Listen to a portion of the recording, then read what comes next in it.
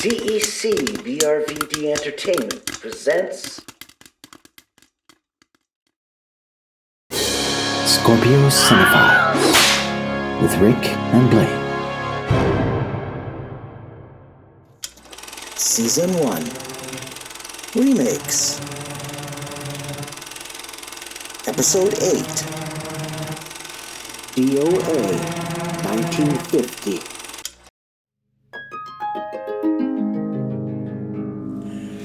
Hello and welcome, movie and film enthusiasts, to the 8th episode of Scorpio Cinephiles. My name is Rick Van Dyke. With me is Blaine Covert. Hi, guys. And the purpose of this particular podcast is to choose specific movies from history and analyze them in the context and the era of which they were made.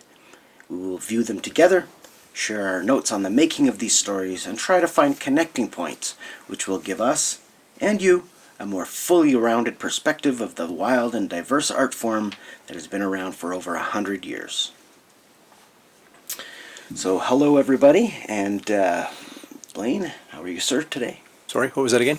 Oh, how are you, sir, today? Oh, am I, sir? I don't get called sir very often, so you kind of lost me right away. No, I'm good. I'm good.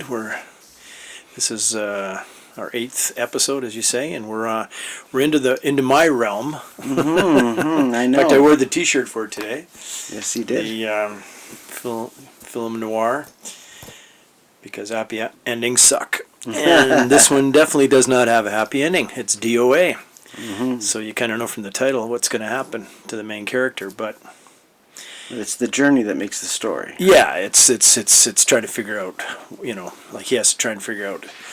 Like you love the beginning where you want to tell the audience the beginning when Edmond O'Brien walks into the police station and. Well, I mean, we can back off and just sort of say, as a description of what the movie is about, like if it were on the back of the video cassette case. Frank Bigelow, told he's been poisoned and has only a few days to live, and he tries to find out who killed him and why.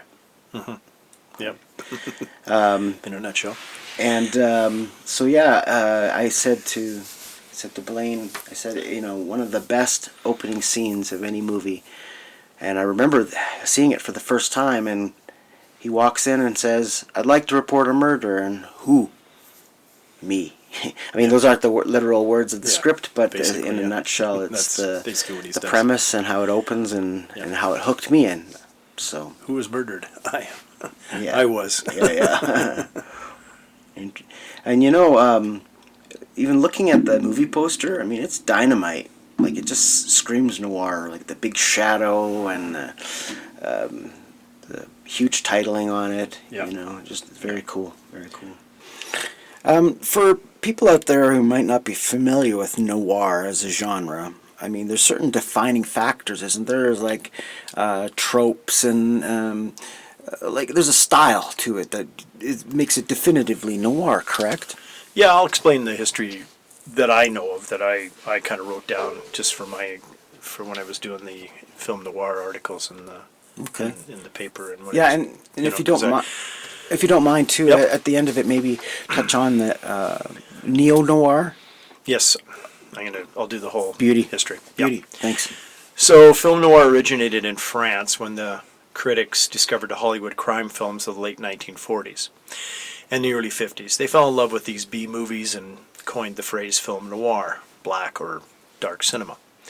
These Hollywood crime films, which were at the time were considered thrillers, were most prevalent post World War II, which was a dark and brooding time in America, and the film studios are producing this kind of content.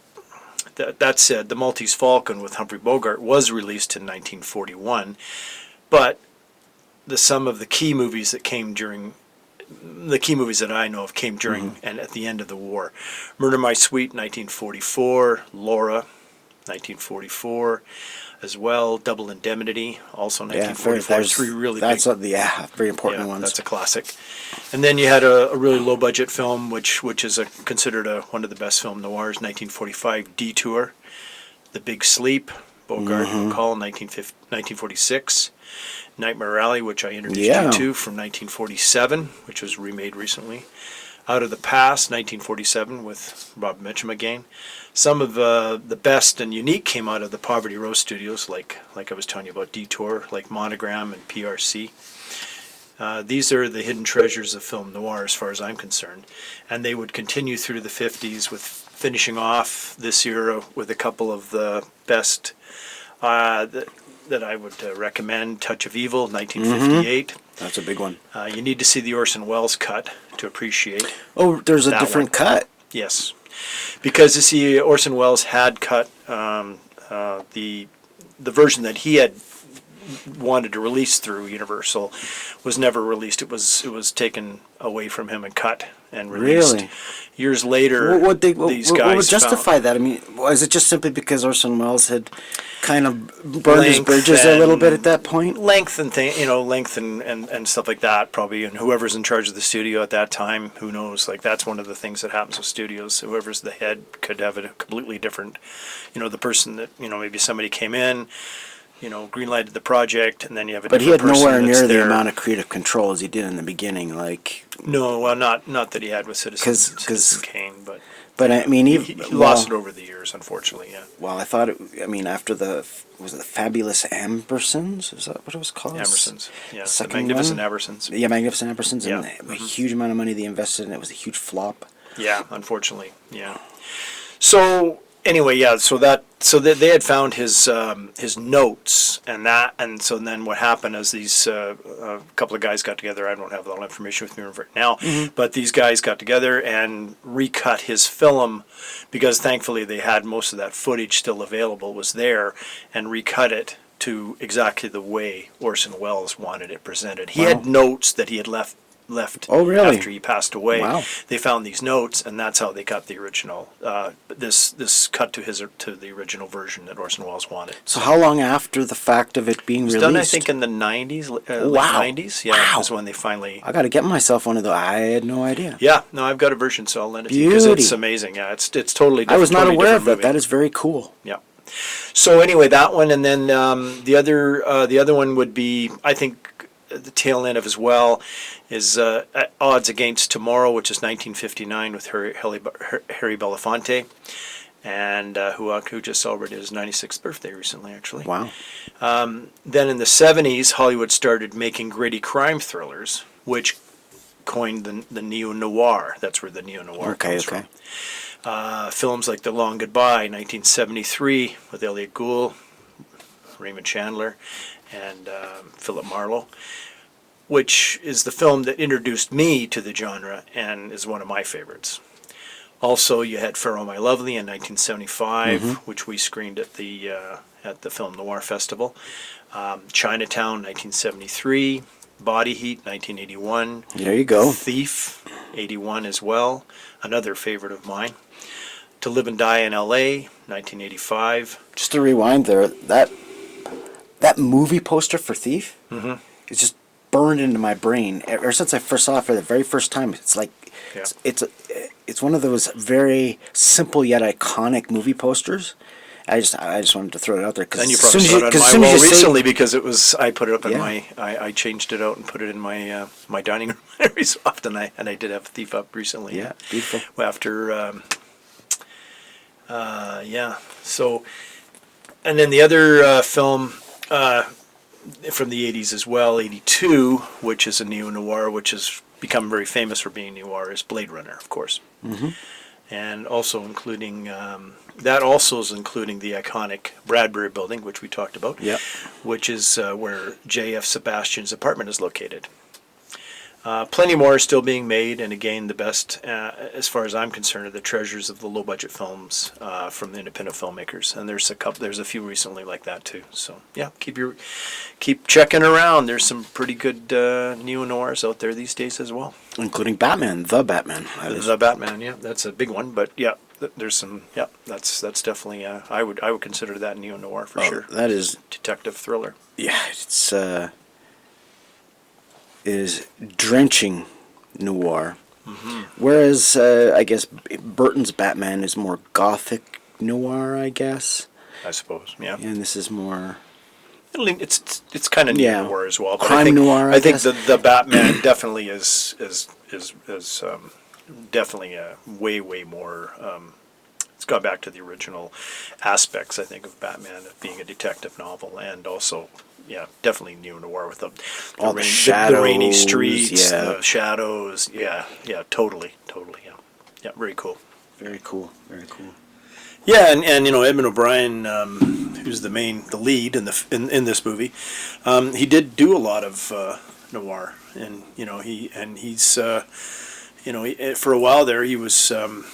He did do quite a bit of noir, and he's an accomplished actor, and has done a ton of stuff. Right back to the '30s with the original Hunchback of Notre Dame with Charles Laughton. And but he did a lot of noir, like The Killers in '46, The Web in '47. One of my favorites is 7-Eleven Ocean Drive, that he made in the '50s as well. Hitchhiker, which is a famous noir. Another one that's public domain. This film is public domain as well, and that was because the failure of the original copyright holder to renew the film's copyright resulted in it falling to public domain. Again, which we've kind of talked a bit about, which virtually anyone can duplicate and sell the VHS DVD of the film, and therefore there's many versions of this film available, but of varying degrees of quality, of course. That's the thing, and when I started going through my collection trying to find a fairly decent copy quality wise, it's not that easy, right? So it's always a joke when I go to the Palm Springs Film Noir Festival, the Arthur Lyons, that when I watch it with one of the guys that I watch with, he's always disappointed if it has sort of even somewhat of a happy ending. So that's why I have my shirt on today, which is happy endings suck, and that's really film noir for me. Now, did movies in general at that time, people were like, "Oh, what is this? Like, I'm not expecting this sort of thing." Well, I think noir basically, it came about after the war. Because I think there was a darker period there that people didn't understand. Like a lot of veterans came back, and I mean nowadays we understand it a lot more. With post-traumatic stress disorder and things like that. But back then they didn't get that, and they didn't. And I think this is one of the things.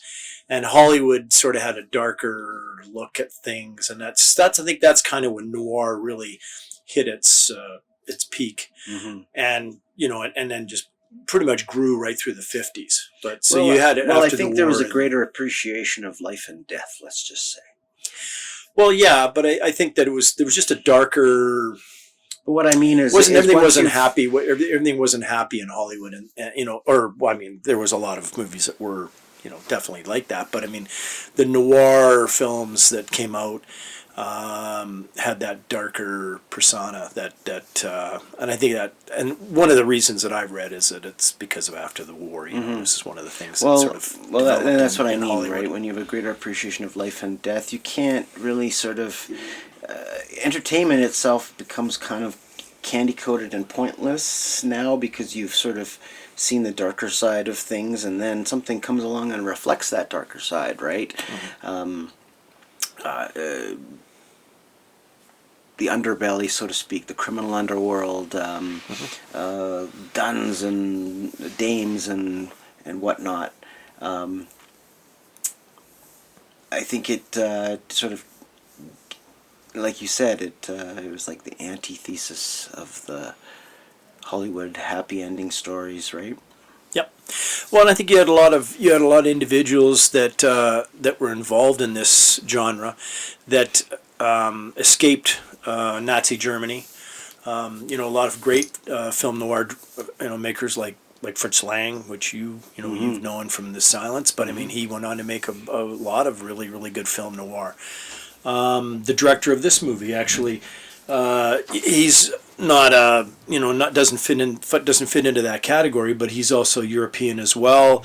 And what's kind of cool about this movie is Rudolph Maté, who directed it, was also a brilliant cinematographer, and and had worked as a cameraman for Alexander Korda. and then also worked for Carl Theodor Dreyer.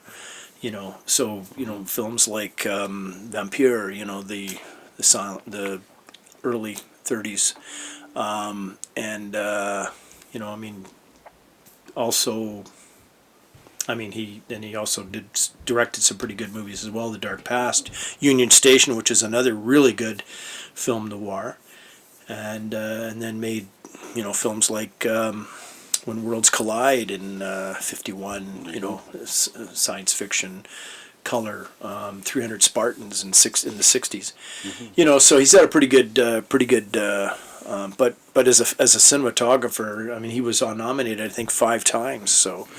Yeah, he. Well, when you definitely look at and you were saying, and the nice thing about another thing about film noir that's cool, and in this movie for sure, is that you have a lot of location shooting, and they do make use of Los Angeles, where they have some pretty cool buildings and streets and the buses, and sometimes the streetcars. You don't see them in this particular one, but because it's later on. But he does some really good location shooting, and as you said, I think you were pretty impressed with some of the tracking scenes, shots. the tracking shots. Amazing. Yeah, he did a good job, Rick. Super steady for 1949 was the back of a truck, I would assume. Yeah, because there's that one scene we talked about where Bigelow sure. runs in panic through the streets after learning he has been poisoned, and after you've seen the second Doctor, and considered a. What's considered a stolen shot, where the pedestrians along the sidewalk had no idea a movie was being made, and no warning, of course. No permits. Edmond O'Brien would be plowing through them, Yeah, so it's he's an amazing filmmaker, and one of my the fellows that produces the Palm Springs Festival notes that Rudolph Maté's technical background. D.O.A. reflects the photographic roots of director Rudolph Maté. He compiled an impressive resume as a cinematographer in Hollywood from 1935, Dante's Inferno, Stella Dallas, Adventures of Marco Polo, Foreign Correspondent, Pride of the Yankees, and Gilda, among others, until turning to directing in 1947. The lighting and locations and atmosphere of brooding darkness were captured expertly by Maté and director of photography in this movie, Ernest Lazio. So yeah. So I'm just gonna put the brakes on for a second and just give a pure wiki definition of film noir. Sure. So film noir, as you said, is French. A cinematic term used primarily to describe stylish Hollywood crime dramas, particularly those that emphasize cynical attitudes and motivations. The 1940s and 1950s were generally considered the classic period of American film noir. Film noir of this era is associated with low-key, black and white visual style that has roots in German Expressionism. Many of the prototypical stories and much of the attitude of classic noir derive from the hard-boiled school of crime fiction that emerged in the United States during the Great Depression. Yeah, I think that you definitely had a lot of crime movies earlier than this, but really the probably the first noir, I would say, well, one of the first noir. There's probably some earlier, but I would say would be like.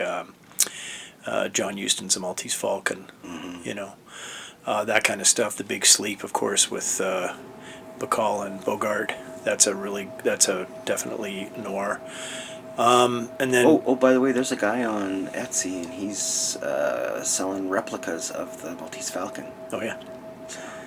Well, the original or one of the props was there's a bar in San Francisco that I did. Managed to have a drink at, which they have it was one of the bars where Dashiell Hammett, the writer, would frequent this bar, and they have a lot of stuff they had a lot of stuff on display, and they did have Memorabilia and whatnot. Yeah, memorabilia and they did have one of the Maltese Falcons that was used in the Maltese Falcon that was stolen from there. Unfortunately, they lost it. Yeah, so interesting story, but yeah. But yeah, I mean that's certainly a pretty good definition of film noir. But I think also that I like I said, I think film noir, some of the best film noirs are they touched a little bit on it, but they didn't really say too much about the fact that the low budget, the real some of the smaller studios made some really really good film noir, because the writers. Because the way how well they were written, and they only really a lot of times some of these film noirs aren't very long. This particular movie that we watched was only a little over 80 minutes, but there's a lot of really good noirs like Detour and that are just over 60 minutes, right? So, yeah. Now, in terms of literary sources, a lot of times there's influence from a lot of the crime books and stories that came out at the time. The 15-cent books, hard-boiled detective and crime fiction and whatnot. Apparently a lot of those books popularized sort of the genre and sort of lay the roots sort of for the inspiration of that and German Expressionism to create noir. Yeah, well, I think you also had a lot of the filmmakers that were and cinematographers and that came from the German Expressionism. So that's you definitely see a lot of that style in there. And I mean, like straight out, we were angles, talking the Maltese Falcon, shadows. Glass Key. Those are all novels, right? That were adapted. Yeah, Dashiell Hammett, Postman Always Rings Twice. Raymond Chandler, and Dashiell Hammett. They had a pretty big impact on these on the noir films for sure, yeah. And a lot of them were made and remade. Right. Now over the years. Now noir films, like noir as a style, never went away, right? I mean, it was always there in one form or another, maybe not so prominently at different times in history, but I mean, it's you can kind of find its shadow, if you want to be funny, on things like Blade Runner and I mean, even the new Batman movie. I mean, there's just these heavy influence that you can sort of still permeating. Yeah. Well, your noir really kind of ended in the late 50s, maybe early 60s. You could say you could probably take it into the early 60s, but that's about as far as you want to go. Odds Against Tomorrow would be a good example. Harry Belafonte and Robert Ryan from the early 60s. Black and white. I think once you get into the color movies, or when they started to, movies are mostly made in color, then you lose the real film noir, and then I would say it probably becomes neo-noir. And that's where, like, Blade Runner would be a neo-noir, I think. So does it need to specifically be in black and white to be classified as noir, then? No, not necessarily. There was a few noirs that we watched from the 50s that are in color. Mm-hmm. Yeah. Okay. No, not necessarily black and white. It has more of a... feel, look. Yeah, better. I mean, the color ones are okay, but I don't think they have the same impact or feel. I mean, there's definitely some good color ones that came out, but I don't think, in my book, I don't think they have the same impact as the black and white. And typically, I can't really recall too many color ones that I watched where you had a really depressing ending, where not a happy ending. Right, There's a few of them, but definitely they don't. They would have. There was usually a bit of it summed up. I mean, even the film we watched last week or 2 weeks ago now, you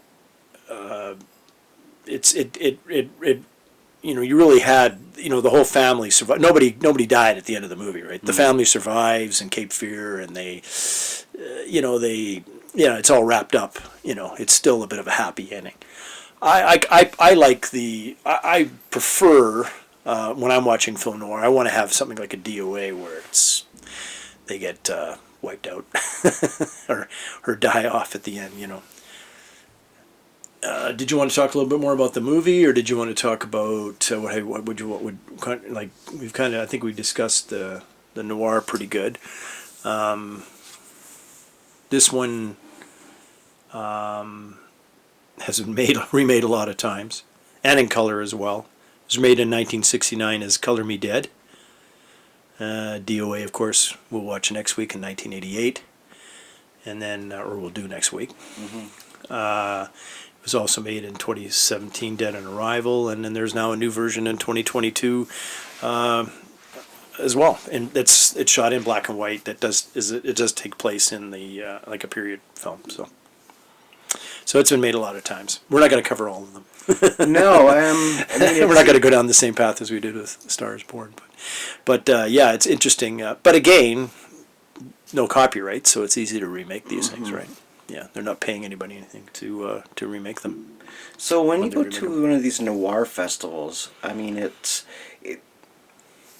everyone going to see movies that they've already seen, or is there like? Oh yeah, lots of times there's lots of times where they'll classics. There's 3 or 4 movies at every festival that you've seen before. Right. They do try to, again, like we talked a little bit about it last time with Scorsese and he's doing a lot of restoration, and there was one, The Red House with Edward G. Robinson, which they did screen at the Palm Springs Film Noir Festival, that was restored, and that's the kind of stuff that that a lot of people, they've seen it before, but they've never seen as a good a quality or a good a print, as nice a print as these ones that they run. So and sometimes or having never seen it in a theater. Exactly. You're watching it in a theater with an audience, and it's has a whole different feel. I mean, if you're watching a movie in a theater, it's a completely different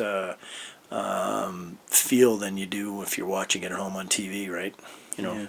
But I mean, it depends on who you're watching it with, though.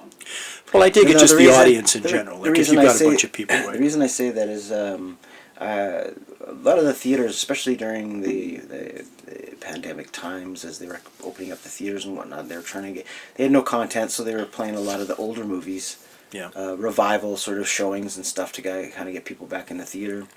And I went and saw Flash Gordon, and that's like one of my favorite childhood movies. I just absolutely adore that movie. And then you're with a whole group of different kids who are watching it like it's a comedy and think it's the funniest thing they've ever seen. I mean, it is funny per se, but not hysterical, like, you know what I mean? Yeah, they're laughing at it like it's Mystery Science Theater or something. Yeah, that kind and of it really kind of hurt me. Hurt my soul. Hurt your soul. Yeah, that's interesting. But yeah, I think if you're watching when you're watching a movie in a theater and the whole audience gets involved in the movie, that's kind of what you want to happen. Yeah, but I mean, in a noir festival, people going to know what they're expecting because that's what they're there for. Yeah, true enough. But you do also have a lot of new, people that do, are first timers that come to the festival, and there's some younger people that show up and are interested in learning about it and learning about the classics and stuff, which is kind of cool. Now, what would be the average attendance of a noir? Like, it's pretty niche, right? Yeah, I mean it is, but this has been running for over 20 years now, so it's pretty well established. And you have the regulars that show up all the time. That come all the time. Did you want to give them a plug? Did you want to give them a plug? Well, I'm the Arthur Lyons Film Noir Festival, produced by Alan K. Rohde. And it's in May. And where is every it year at the Camelot Theater, in Palm Springs. Okay. Yeah. And the dates change, I guess, just based on the year. They're usually all around. Every year they're around Mother's Day. Okay. That weekend. Yeah. All right. Yeah. They always have the Sunday feature. Seems to be on Mother's Day. Okay. Yeah, because Alan usually has a joke or two. Okay. Yeah, and they've and how long does it run usually? Is it 4 days. 4 days. Okay. Thursday through to Sunday. I guess just because you have to screen these movies. I mean, they take time, right? Well, the majority of them is they always try to do as many as possible on 35 millimeters. So Right. yeah, and they do bring in some amazing projectionists that know how to. Wow, these are they old guys? No, it's a young guy actually. Really? Yeah. Huh. Yeah. Spinning. Or, Taylor is the last guy, and he's a young guy I met, and What's amazing? yeah. I mean, you know that there's an interest beyond that of necessity when someone young takes up something as antiquated Well, as spooling film. I mean, wow. Yeah, he learned on a similar system that I learned on, which was the he does the 20-minute changeover roll, which is very important, especially when you're dealing with older movies, because we were talking about that. We've talked about it a few times. Is that if they're splicing film together, there's chances are they're going to lose some of that film over the years, and eventually you're losing, you lose several frames, then you lose a dozen frames, and then you're in trouble, right? Because you're actually losing part of the film, and that's where when they're restoring, they're putting films back together frame by frame, right? So So you say you have two prints. two projectors, Right. yeah. Yeah, but I'm just saying in terms of like say you've got two different cuts that you can work with of original film. One breaks 3/4 of the way, the other one breaks 1/4 of the way. You can take the better part of the other spool and create like a master print, right? When you're trying to restore Yeah, like that's what I frame mean. by frame, yeah. I That's mean, what I mean. you're probably dealing with sometimes up to several prints. That's what I yeah, mean, and then we're literally going through it frame by frame to try and figure out what's missing, like Yeah. what frames are missing, and adding each frame. But I mean the chance. Digitally, they do it with the computer now, of course. But Right. But I mean the chances of any of those films breaking at the same point or being spliced at the same spot is well, we've had prints that are pretty bad that they've ran there. They were rough, sprockets really damaged, and there was a lot of times where we had breaks. We had lots of films where they broke. And they I guess what I'm saying is if you're doing a restore, you can take two films and they're not going to be broken in the same spot. Oh no, That's what well, I'm not saying. necessarily. Yeah, Right. exactly. Yeah. That's all I'm trying to say is that you can, I thought you were No, I saying meant you can when cannibalize you're multiple running. prints Oh to yeah, get well that's create what one that master exactly. print that That's works. that's what they do with a lot. When they're restoring movies, they have to and then hopefully like they find a print somewhere that's been in somebody's basement or whatever that does happen. that's in good shape and then they can they can put it then they have a 35 millimeter print that is and then they can work on that print and it's always nice to have a really nice print to start with like they did with Metropolis. I know it's one of your favorite movies, and it was Yeah, found man, in I waited for Argentina. that. There's these kind of things. They have those there's always there's always a possibility that there's some treasures out there that they've still to find. Yeah. So at the Noir Film Festivals, like what are the sort of the mainstays, the ones that you cannot have a film festival without having? Like there must be like say tentpole sort of classics that have to play kind of thing. Well, not necessarily. I think at this particular festival, they always try to find new stuff, right? Oh, yeah? Yeah, they're trying to find something that no one else has seen. Oh, okay. A lot of times, their goal is to run something that probably hasn't been on TCM or DVD or hasn't shown up too much, right? That's kind of their. Yeah, there's always got to be, because I mean, again, you want to get the people that have been coming for years to be interested in something that I haven't seen this one. It's something that's a rare item, right? Or again, it's been restored, and then you want to watch it again just because you want to watch it, in its full brilliance on a big screen. And how many noir films were made between that time? Gosh, that's something for Wikipedia. I mean, there's a lot. Yeah, you got an awful lot. Yeah, definitely between, like I say, between the end of the war and right into the early '60s. You had pretty much. I would say not too many in the '60s, and one of the guys that does the presentations down there, Foster Hirsch. He's always he's like a little reluctant on the '60s, but then you get a movie like Odds Against Tomorrow, which is so brilliant that, and he ran it. We ran it one year, and he did the introduction in that, and said, yeah, it's a little later than what I like for noir, but it's also a really, really cool movie, right? So, yeah. But because it deals with racism, and I don't want to get too much into it, but anyway, it's a quality movie, yeah, for sure. And it's early '60s, so, and then. But I mean, like, let's say, let's compare today and yesteryear. When you went to the movie theater, obviously they didn't have multiplexes, they didn't have multiple screens. So how many? It would have one screen at every theater, or were there bigger theaters that had more than one? Well, I mean, back when we were younger, I would think most of the theaters were single auditorium.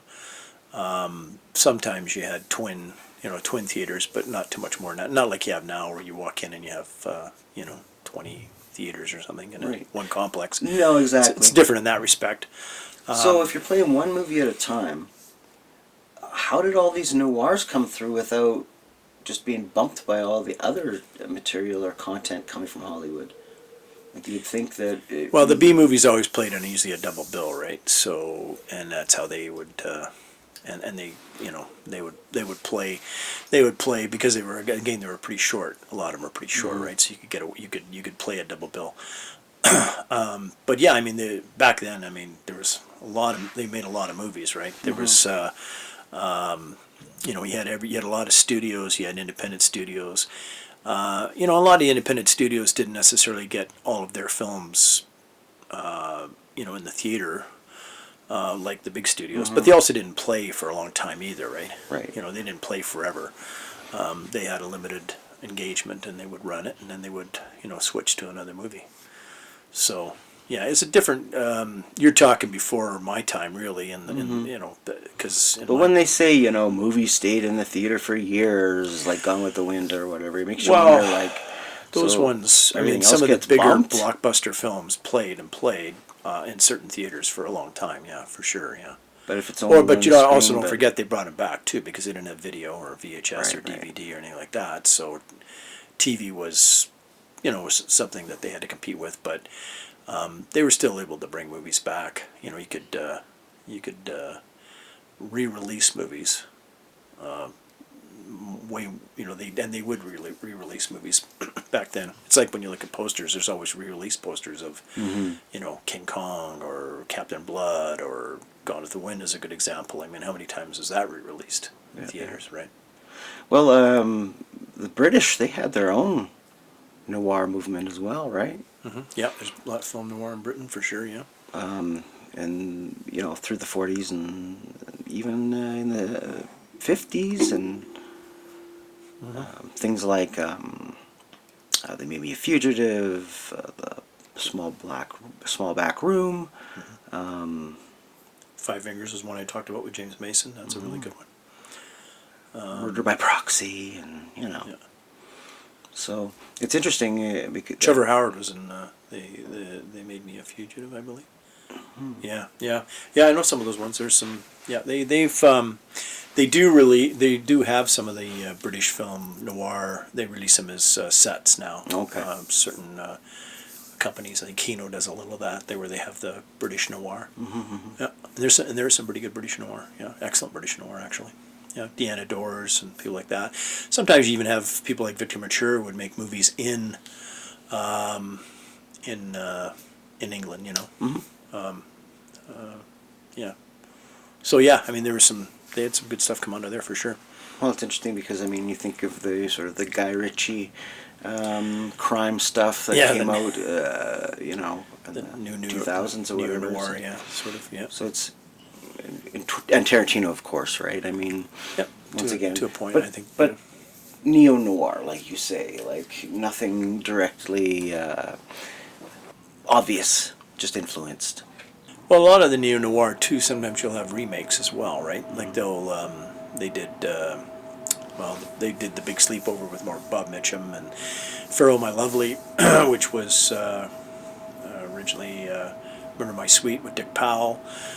these kind of movies, but then they become a neo-noir because they're, I mean, even though they're a period piece, they're still in color and they're also newer, you know, so, but yeah, it's a style that I think sometimes gets, you know, films get slotted into, you know, sometimes right or wrong, but that happens. Yeah. So the director on this was Rudolph Maté, Yes. Polish-Hungarian-American cinematographer, film director, and film producer, who worked as cameraman and cinematographer in Hungary, Austria, Germany, France, and the United Kingdom before moving to Hollywood in the mid-1930s. As I said, he worked for Alexander Korda, who was an amazing, a lot of, again, talking about British cinema, Alexander Korda made some of the greatest films that came out of England. Yeah, I mean, his credits for cinematography outweigh his as director by far. Yeah. Well, not by far, but I mean considerably. Oh yeah, he carried on for a long time, and he started really young. He started early as well, right? So you're talking stuff like I say back in the 30s, right? He was a cinematographer in the 30s. The Dante's Inferno was 30, way back, right? 35, I think, or something like that. and produced the 300 Spartans. 1962. Yep. Now, would 300 be considered a remake? Yep. In a sense, it is. Pretty stylized, though. Yeah, I mean it's definitely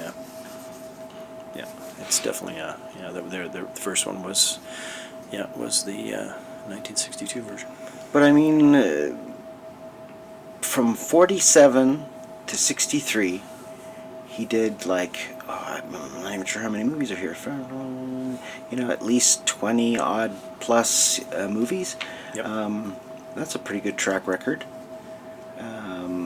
Now, you said a lot of these were noir then? There's a few, Dark Past is definitely noir. And, Well, you mentioned Worlds Collide sci-fi. well, Worlds Collide sci-fi, yeah. I mean, he did, he's a good director. I mean, he was capable of doing anything, for sure, but... It's interesting, the Rawhide years, I'm assuming that's a Western. Rawhide would have been the Clint Eastwood Western, yeah. Yeah. Oh. Did some of those. Oh, okay. Did he direct some of those? The Rawhide years? Rawhide years? Tony Curtis, Arthur Kennedy, Colleen Miller, 1956 American Western film, comedy, I guess. Oh, Rawhide. Are you talking the movie Rawhide, not the... No, not this- The Rawhide Years. Rawhide years, okay. Westerns, then. Maybe. Comedy Western, I think. So, The other thing too with the we're talking a little bit about, and there's kind of an interesting point in this movie to make with D.O.A. is that because they did a lot of location shots and that, one of the things that I was telling you about was that in this particular film, the Phillips Import Company, which Bigelow goes to at the end.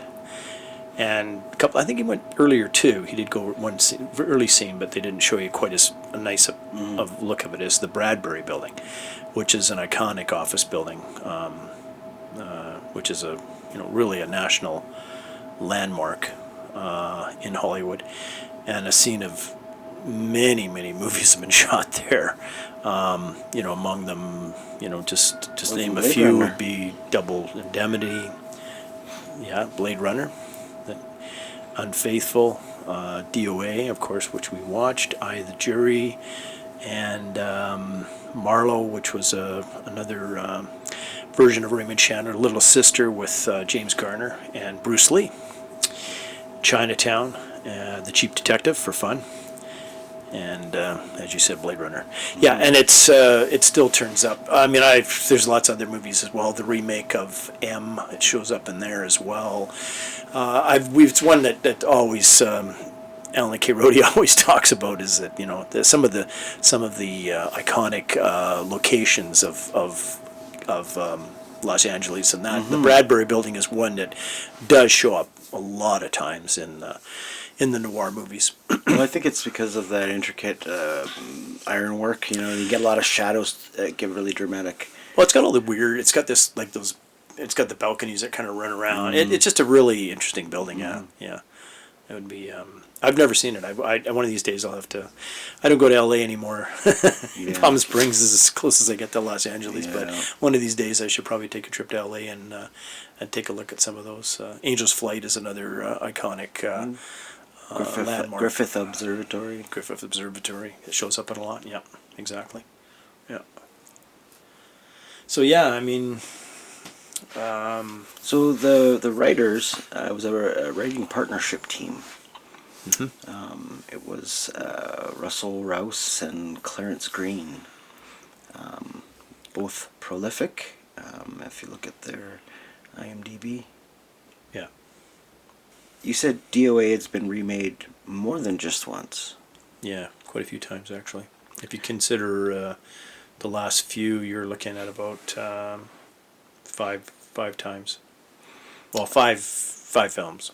Right. I mean, there's Color Me Dead, 69, right? Yep. D.O.A. obviously, which is the one we're going to watch. Yep. From 88. Yeah. And then literally spelt out Dead on Arrival in 2017. Yeah. And then there's a new D.O.A. apparently that's 2022. So does the 2022 version say D.O.A. means Dead on Arrival? Is that the title? D.O.A. Just D.O.A. I think. Yeah. They're using the same. I just thought, Same as the- back in 2017, apparently you couldn't put D.O.A. and no one knew what you're talking, and we had to spell it out for them. So, Apparently. so I thought maybe nowadays it would be like, Yeah. D.O.A. means Dead on Arrival. Yeah. Warning, there's a murder in this movie. Yeah. Apparently. Now, the character Yeah. in the movie gets poisoned. Frank Bigelow, yes. Edmond O'Brien. Now, he's poisoned with something very specific in the movie, something called iridium, a rare platinum-like metal. Which glows in the dark, apparently. Apparently. When you turn the lights out. Yeah. But in the movie, that's sort of the modus operandum. It's what kills him and basically dooms him, says, no matter what happens, you're going to die anyways. Yeah. There's no way. You're not coming back from this one. Yeah. Right. And now, how many times in a movie has there been that sort of, you already know how it's going to end sort of thing? I guess Titanic, I suppose. I mean, Romeo and Juliet. Yeah. Maybe. Spoiler alert. Unless you've been in a cave for your entire life. Yeah, I think you know what you're in for in this one. If you're, you know what you're gonna get. You know what's gonna happen. But again, like you said, I think the fun part, and what Foster said, which I thought was kind of cool. Now Foster Hirsch is one of the guys that does present. He's written some amazing film noir books. Professor back east in the U.S. Really nice guy. I always love his introductions for movies. But what he said about this movie is calling Bigelow's search for his own killer noir irony at its blackest. He wrote, "One of the film's many ironies is that his last desperate search involves him in his life more forcefully than he has ever been before, tracking down his killer just before he dies. Discovering the reason for his death turns out to be the triumph of his life." There you go. Yeah, good one. Well, I got a ton of positive reviews, apparently. Reflecting the photographic roots of director Rudolph Maté. He compiled an impressive resume as a cinematographer, as we talked about. And the lighting, locations, and atmosphere of brooding darkness were captured expertly by Maté and director of photography Ernest Lizeo. And that was a critique at the time from critic A.K. Rhodes in regards to D.O.A. Do you want to talk about the cast? Yeah, let's talk about the cast. So, Edmond O'Brien, of course, now I talked a bit about what the stuff he's done. He's done a lot of noir. He also did, like we talked, The Hitchhiker, 7-Eleven Ocean Drive. He did Shield of Murder, which is another really good noir, which we did screen at the Palm Springs Film Noir Festival. He did 1984, the original from 56. The Fantastic Voyage. We just lost Raquel Welch, 66. One of my favorite, and probably one of the finest westerns ever made, The Wild Bunch, 1969. And a really interesting, if if you ever get an opportunity. He plays a serial killer in a TV movie from '73 where Alan Alda is the sheriff of the town, called "Isn't It Shocking?" Yeah, really interesting. Yeah, really very different TV movie for sure. Yeah. And then we had a lot of the other folks probably more recognizable from TV. Well, let's go back to Eamon for a second, right? Eamon O'Brien, yeah. Yeah. Yep. Eamon, first off, that's a bizarre first name. I don't think I've ever seen that name before. Edmond. Yeah, probably an old-fashioned name, I think, yeah. He was an American actor and film director. His career spanned 40 years. Won 1 Academy Award, 2 Golden Globe Awards, and 2 stars on the Hollywood Walk of Fame. So what's that, 1 for each foot? Probably 1 for TV and 1 for movies, I guess. Twice. Jeez. Not sure. You know, you're a good win. Like, are they going to run out? Aren't they going to run out eventually out of squares? No, they just do they recycle keep them? going through all the streets. There's lots of streets in LA. Lots of trust stars. me. you can keep going forever. Yeah. So you know how important you are. The closer you are to the center of the town. And Yeah. Well, Errol Flynn's star was right in front of the porn theater at the time. It's this ages ago. So it's probably not a porn theater anymore, of course. But anyway, a little bit of irony. Seemed to made sense for Errol Flynn. So O'Brien was in, I think you mentioned, Hunchback of Notre Dame, Yep. The Killers, Double Life, White Heat, D.O.A., Hitchhiker, Julius Caesar, 1984, Man Who Shot Liberty Valance, the original version, Yep. 62, and like you said, Fantastic Voyage. I mean, the career is quite expansive. Did some theater, but yeah, I mean, he was pretty much working all the way to the end, right? Consistent, yeah. One of the few folks that survived. Him and Robert Ryan, who was another really good, excellent noir, a lot of noir films, ended up as the only survivors in the Wild Bunch at the end, which is kind of fun. I like that sequence. Scene at the end. Well, you've heard the legend of The Other Side of the Wind? Orson Welles' unmade movie? Oh, the other, yeah. Yeah, I think he was in that one too. Yeah, he was a wasn't cast member in it. Yeah. You know, the infamous unfinished 70s movie. Right. That's quite extraordinary, that story, just to go off topic for a moment. But he just kept running out of money. Wells used to just make movies so he could make his other movies. Yeah. He made movies to make money so that he could finance his own productions, right? Mm-hmm. That was all kind of his thing. Yeah. Sadly, he just never. I mean, he was always a brilliant filmmaker, but I don't know if he ever, was well regarded as he is nowadays. Mm-hmm. Especially another really good film noir, Touch of Evil, right? Which is amazing. And his cut, of course, which they finally did release. So when I was looking over his career, I saw it. It looked and it said, Billboard. He was on Billboard. What the guy was that? A musician? A singer? Nope. A spoken word album. Apparently, The Red Badge of Courage. Oh wow. Oh okay. Yeah. So in 1957, he put out a spoken word album, and I guess he did all the voices, all the characters, and whatnot. Interesting. His last works, both in 1974, were an episode of the television series Police Story and a main role in the film 99 and 44 by 100% Dead. Yeah. 44 out of 100% Dead. Richard Harris. Yeah. So then there's a couple of smaller roles we should probably talk about in the movie. And then how about we talk about them and then we can jump into the regular cast? Well, there's a sequence in the jazz club, which I pointed out to you, that one of the sort of the beatnik guys is Hugh O'Brien, who, of course, 10 years later became Wyatt Earp from the TV series. And of course, I mean, he's been in a lot of westerns and Alias, Jesse James with Bob Hope. He's well known. And a lot of TV stuff, of course. But he's just got a really, if you blink, you miss him in this one. And the other guy that's kind of cool in this one too, we kind of talked about, is the villain, one of the villains. There's a couple in this one, but Neville Brand is the heavy in this one, Chester. And they had said that this was his debut, but it wasn't really his debut. He had some other roles before this D.O.A. that just weren't credited. So, and he went on to do, well, usually always playing a villain, unfortunately. But well, he did such a good job. He's a good bad guy. He's pretty psychotic in this one. He's like, I'm gonna shoot you in the belly, and then in the stomach again. Yeah, I know how you don't like being hit in the stomach, so I'm gonna shoot you in the stomach. And he's just going on and on. And it's like, whoa, this guy's nuts. Yeah.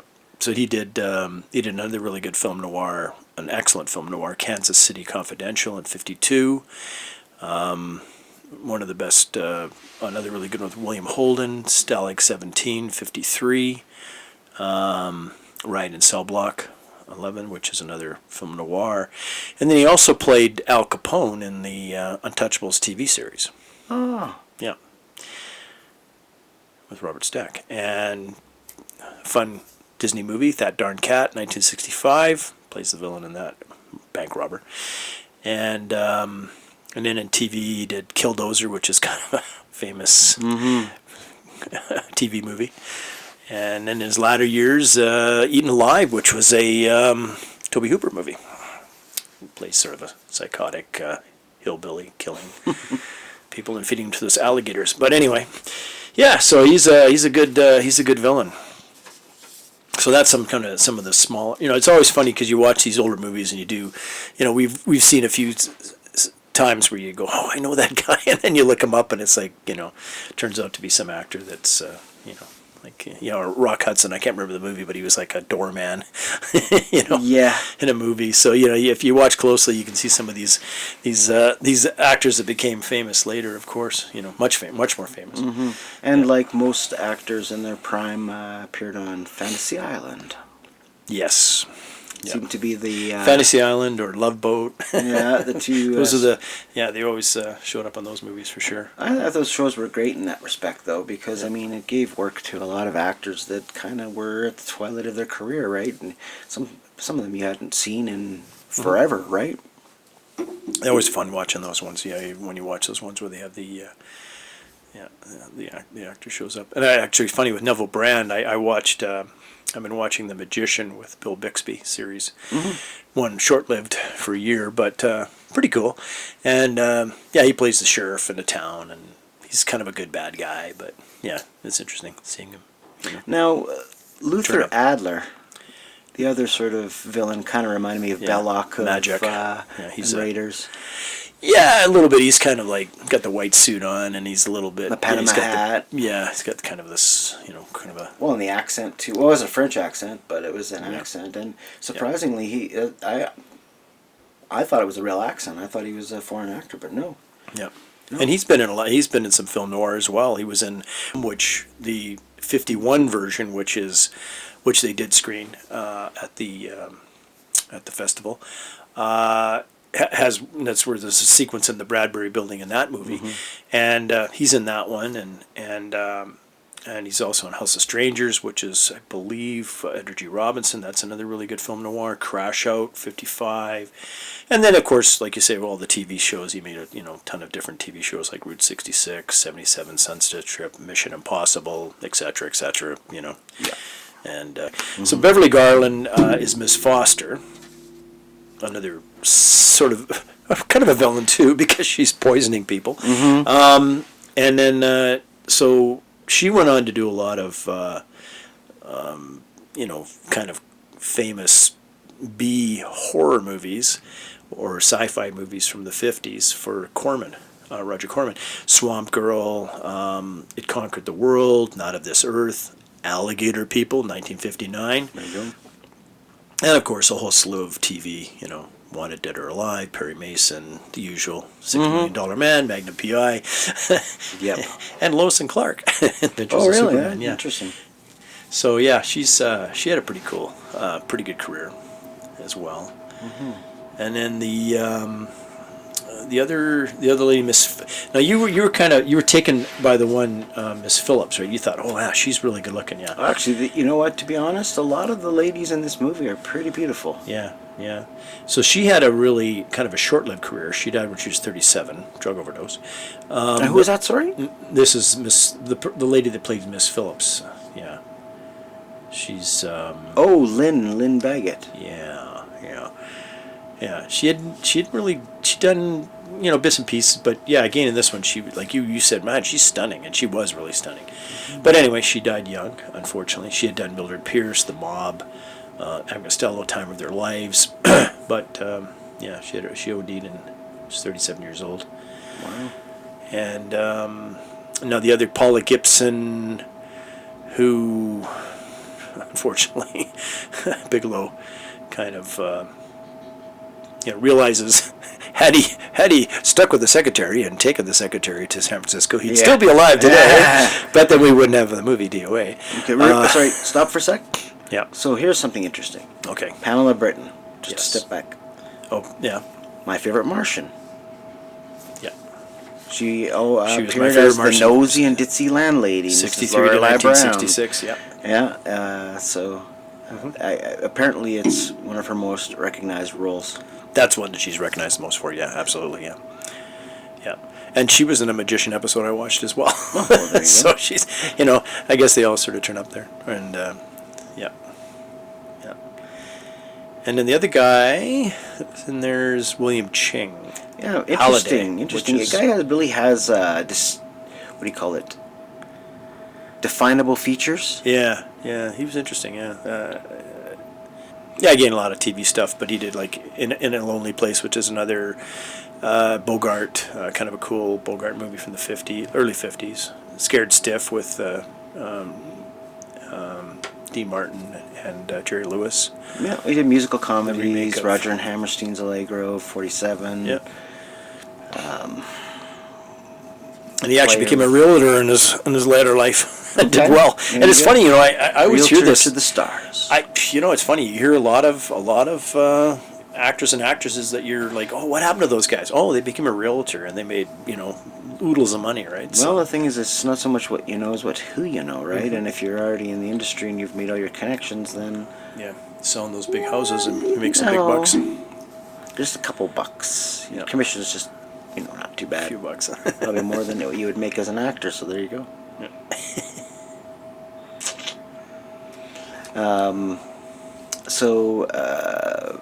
William. Well, that's weird. Last name too, right? It seems very Asian, but it's Yeah, not. it's kind of weird. Yeah, weird last name. I was wondering about that one too. Makes you wonder. But yeah, but Britton, it's kind of interesting because she's, for a brooding noir, she's actually, like you said, she went on to do a lot of it, like My Favorite Martian and Blondie, and she's also in Petticoat Junction. These are all TV shows that probably most people recognize unless they watch some of the, I think it's My TV in the States that plays a lot of this stuff. Green Acres, and then did the Dick Van Dyke Show, and then later on she even did some episodes of Happy Days. So yeah.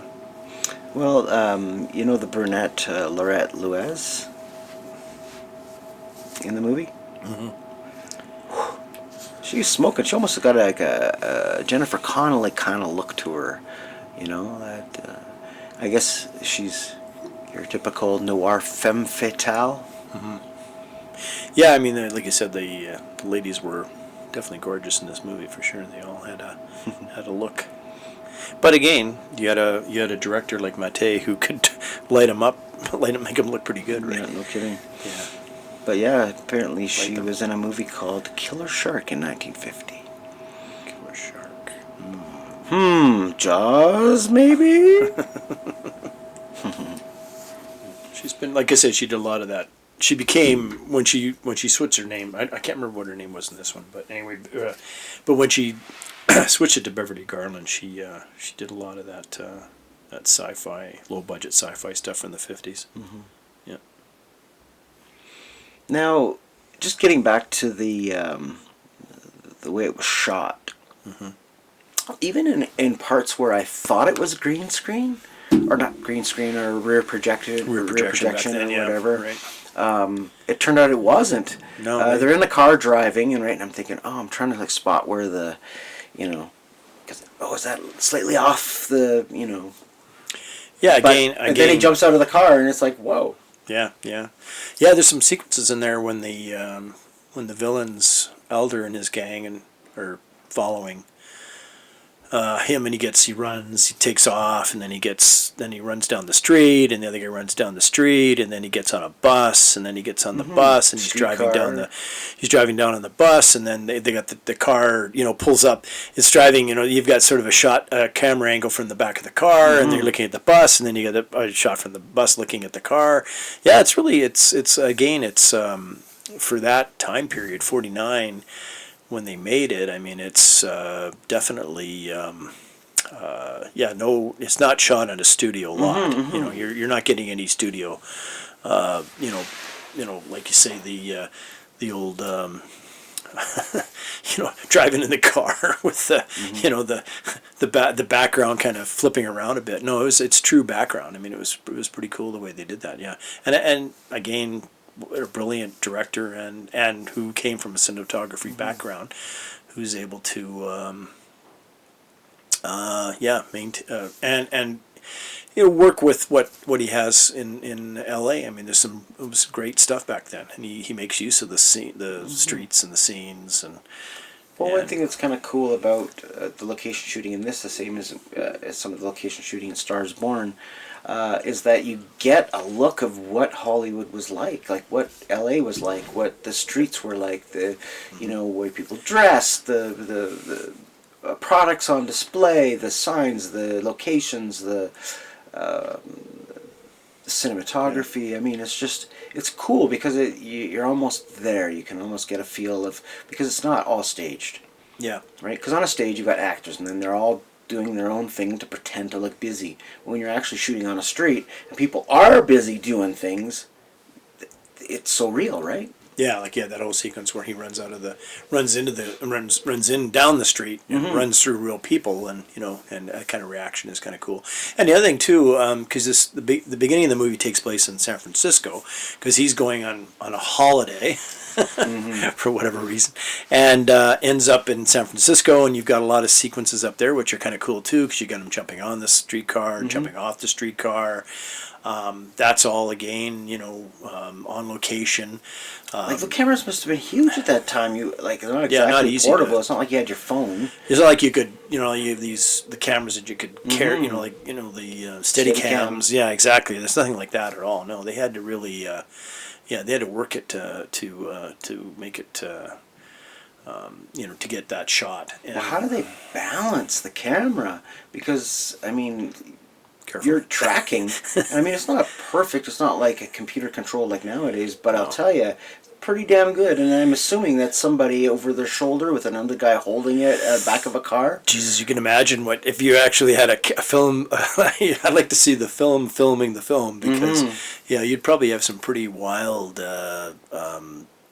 stuff set up the way they set it up there to get that shot. Some of those shots are amazing. Now, where would they have shot that in? Would it be 16 mm? 35 millimeter. 35 mm? Oh yeah, absolutely. Okay. 35.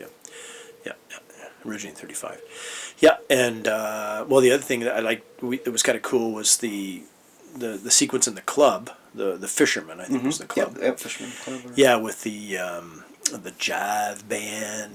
That was pretty. That was the kind of cool film sequence as well, because you have the band. They're just like it's like a rock video. They're exactly. Yeah, he's got them going back and forth between the saxophone, the trumpet, the piano. Kind of some weird angles. Yeah, some weird angles up. Yeah, and again, doing some of that kind of that we were talking about Orson Welles and some of the the crazy camera work that he had in Citizen Kane, where he shot from the floor up, this kind of stuff. He has sequences like you're looking up at the guy, and then you're looking down, and then and all the kind of the weird folks in the bar that Bigelow runs across, the girl who's the blonde, Well, I mean, she's kind of a. It's funny because when I was watching it, right? And you see like he's being portrayed as a player. He's like, Yeah. got this girl and he's got that girl and he's promising he's got the one girl and not really married, but yet he's got all these women everywhere. And then even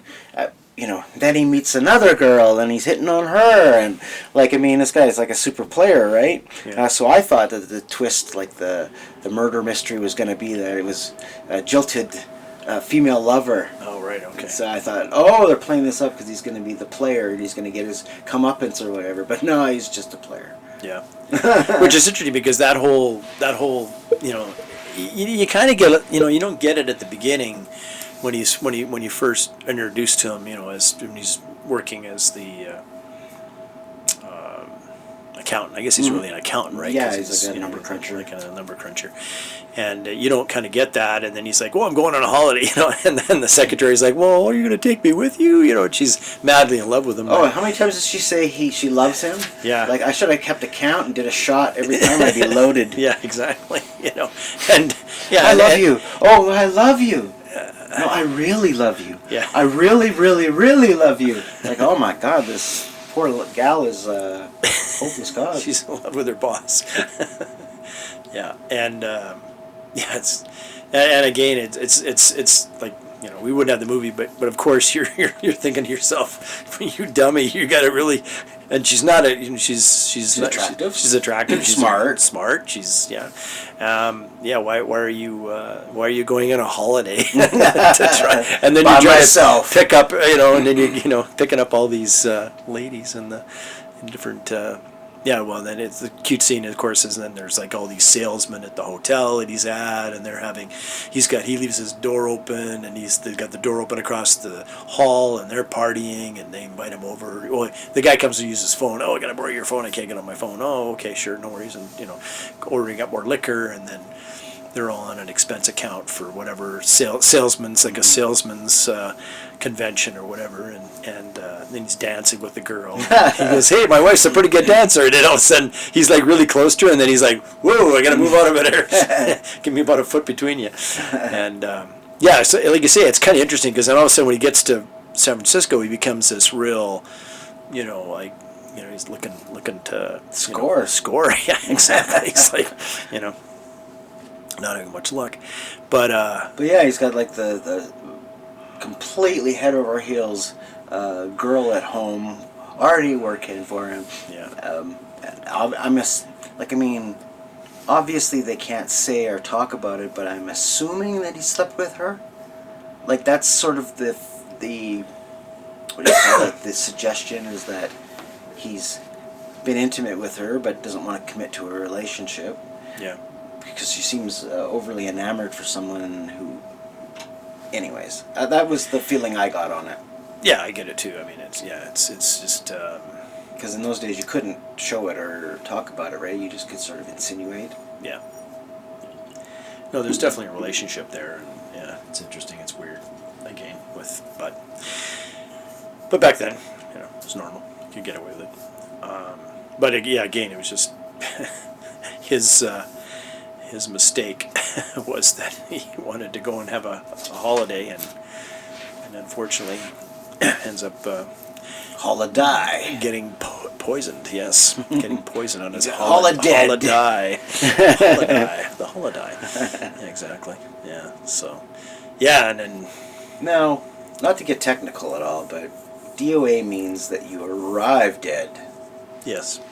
Dead on arrival. But he stamps him dead, even though was technically. Well, no, I guess he fell over dead, and then they declared him. At the end, when he does die at the police station, he does fall over, and then the guy says, "Well, how do you want to mark this?" to the captain.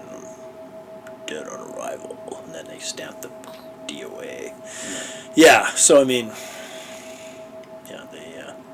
Well, I guess in this sense, that's the thing they were going with the whole time, right? You're already dead. Yeah. No matter what happens from now till the end of the movie, you're a dead man. Yeah. So what do you want to do with the last moments of your life? Yeah. What do you do now? Like you got to figure out what, and then he starts There's no, to try and there's no antidote. piece everything together. There's no racing for the cure. There's no. someone doctor around the corner that can save him, that he's got to make it to. No, I mean, it's pretty fatalist, right? I mean, it's the end. Sorry, Val, you are done, and... Yeah, because he goes to he goes to the one doctor, and he tells him, and then he goes to a second doctor. Well, at least you got a second opinion.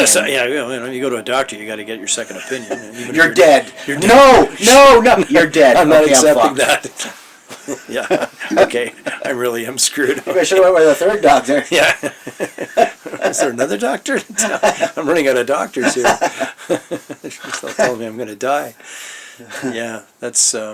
Well, I mean, it was funny, too, because even on the screen in the movie, they talk about the poison. They do that whole thing at the end, that it's a real poison, and yeah, that kind of a disclaimer at the end, which is kind of crazy... credits, I guess. Yeah, that's right. Giving got credit this to Iridium. Yeah, and there's a doctor that says this is really, you are going to die, and this is real poison. I wonder if it glows in the dark, though. Yeah, no doubt, eh? It's interesting that they would choose that as a visual in the movie, too. Yeah. I mean, if it wasn't accurate, like, why would they go to all the trouble to... Well, it probably was, I'm sure, yeah. It's probably some kind of a radioactive, yeah. Well, I mean, back in those days, they had gals in factories painting the glow-in-the-dark hands on watches and licking the paintbrushes. Yeah, I read about that. Yeah, that's sad. Mm-hmm. Yeah, and then they all wonder why they were dying of cancer. Crazy. Well, if it's one thing history's shown us, is that we are dumb. We are stupid. We're pretty fucking stupid some days. Yeah, no kidding. Not dumb, uneducated. Oh, uneducated. Okay. All right, say uneducated. Be nice. Then. All right, we'll say that. But yeah, I mean, an interesting premise. Yeah, no, it's definitely. Well, and it's fun because you've got to kind of.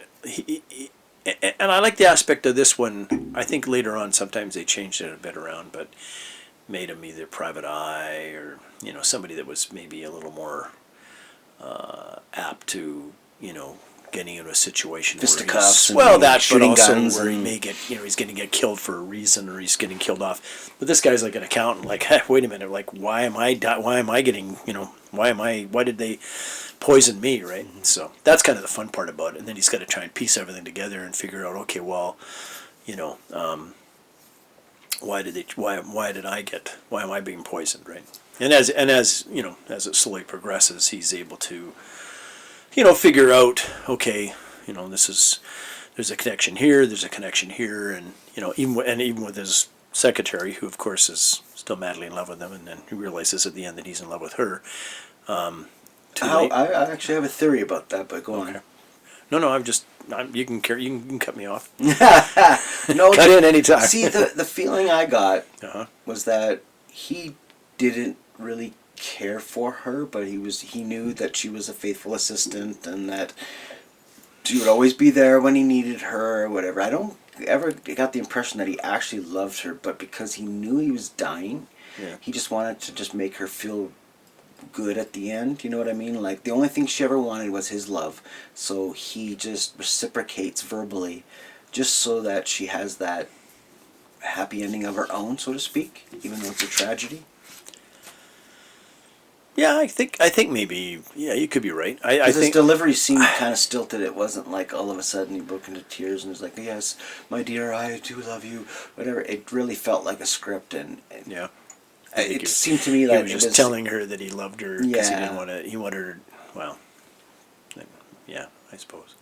That's the feeling I got off. No, I get it too. I get. No, I mean, I kind of look at it both ways. I think that's a good possibility, and then I also think that maybe at the end he realized that he shouldn't have been doing what he was doing, and that he probably should have, stayed closer to home and had a relationship with her, and that would have been.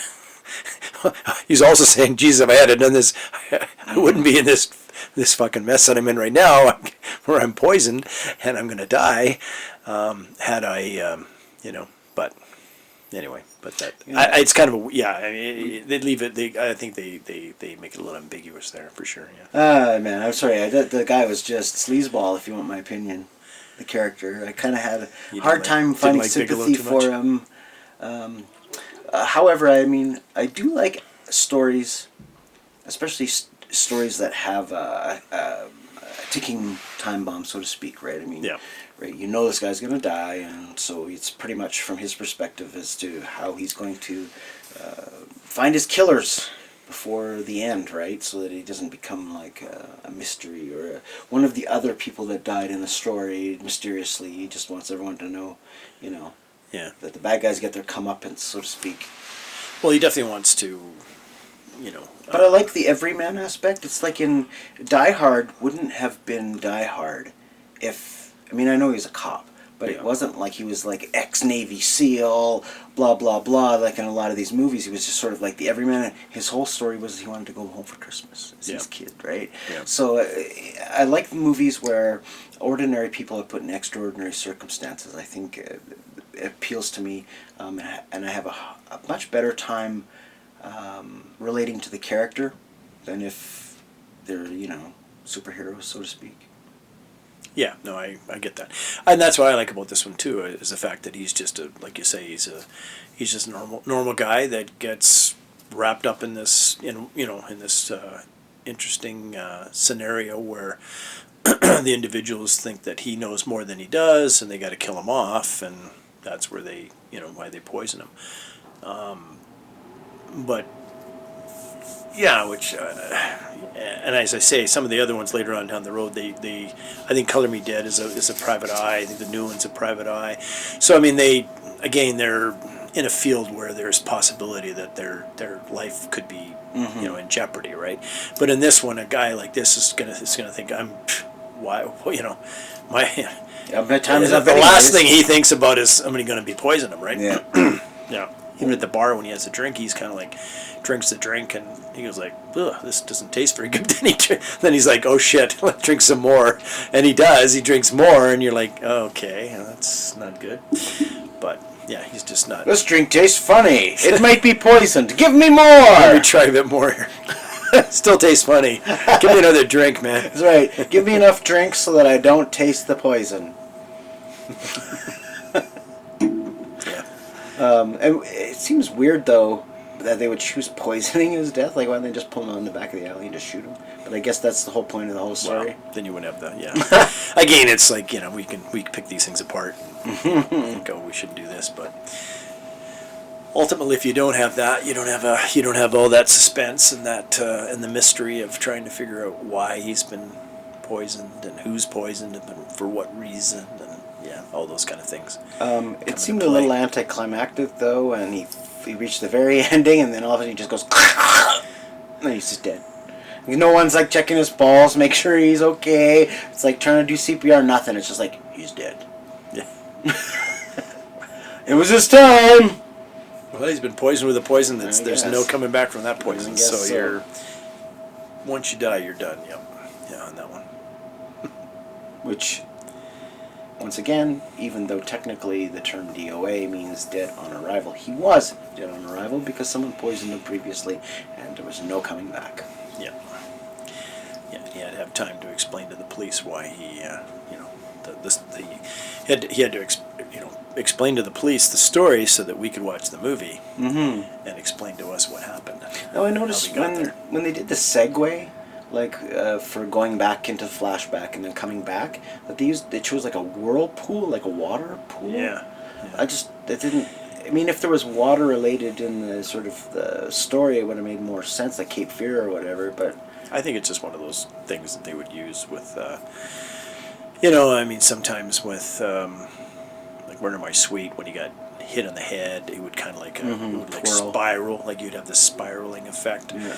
And he would be, and then he'd wake up after being knocked out, in a room, and he said, "But the room was still spinning, I'm spinning," and yeah, and maybe that was what they were trying to achieve, that sort of imagery of this, spinning out of control kind of a thing. Yeah, that's the only I can think of, but I've seen it used. It's a technique that I've seen used a certain few style. times in noir, for sure. Yeah. now, in noirs, Like, I mean, I'm sure you have your top 10 noirs. Does D.O.A. Anywhere in that top 10, or is it sort of more down the list? Well, I'd like to see. I think with D.O.A., I would hope. I mean, again, like we were talking about, when they do restore movies and the cost and the involved in doing these things is takes a lot of time and takes a lot of money, and it's a movie that I would love to see restored. Yeah, we watched a pretty good quality copy, I think, tonight.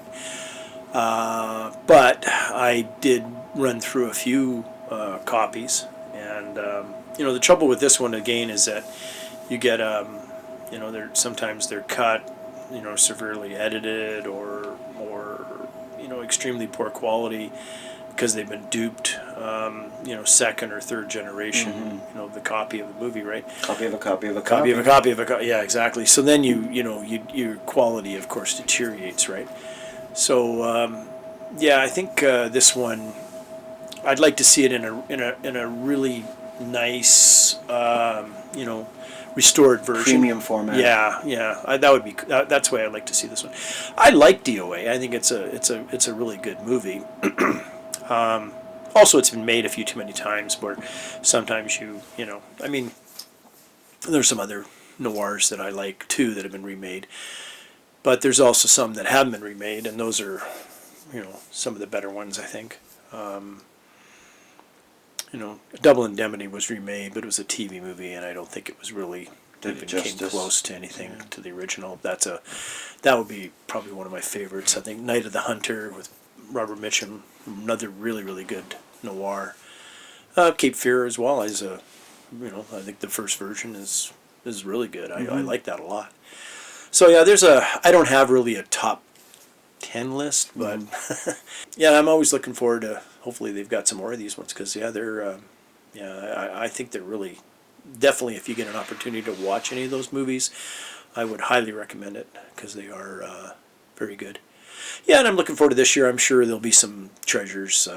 They always seem to put together some pretty good, they always have a couple of movies that are something that no one's ever seen, or restored to the point where you want to see it again, in a proper quality, like a D.O.A. I think a D.O.A. is a perfect example of a film that I would like to see in a restored, better quality should be version. right. I mean, just historical preservation.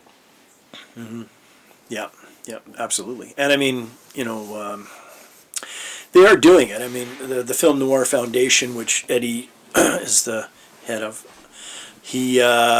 that's another organization which works diligently on restoring films. These Argentine ones, for example, and there's lots of other movies that they've worked on that we've screened at the festival, which are amazing what they've done with them. So but again, it's a charitable thing, and you gotta if you go online, check them out, and give them some money, and if you want, and then maybe you can help out on some new movie that they're working on to restore. There you go. Yeah. Right. So. And I mean, being a history channel that we are of film and movies, it's good to see that things just aren't lost to the sands of time.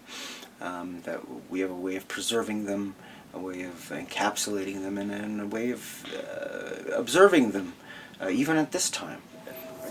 As a film enthusiast, I'm always excited or happy to see that these some of these films are that they're restoring movies, first of all, and that you get the opportunity to see a movie that you've seen in the past that isn't always that great a quality, but now has been restored to its original luster, and that's always a really that's a great experience for me anyway. And also they have the opportunity seeing in the theater. I think again, I'm kind of I've talked about this a lot, and ad nauseum, but I still think the best way to see a movie is in the theater. Absolutely. Yeah, and and with an audience, if you have an audience that's reacting, I think sometimes that's the well, it's a cultural experience. It's just Exactly. sharing, even Sharing, though you're with exactly. strangers. There's a certain community aspect to it where you can't just get from sitting at home. Even though, I mean, even here, we watched the movie on a projected screen, theater accurate popcorn. You know, the popcorn. You got soda pop. You have to have popcorn. Yep. You know, and the good sound. But I mean, ultimately, it is a share experience, and the appealability of the movie theater is sharing that experience with other people. Yeah. Yes. Well, looking forward to next week, and we'll see you guys then. All right. Take care. Take care. Good to know. Peace out.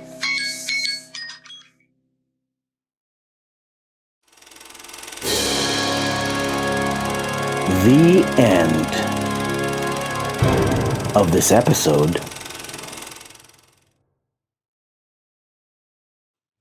If you like this content, feel free to leave a like.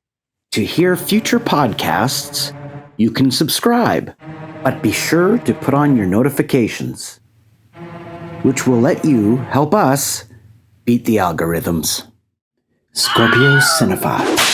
Copyright Scorpio TV 2024.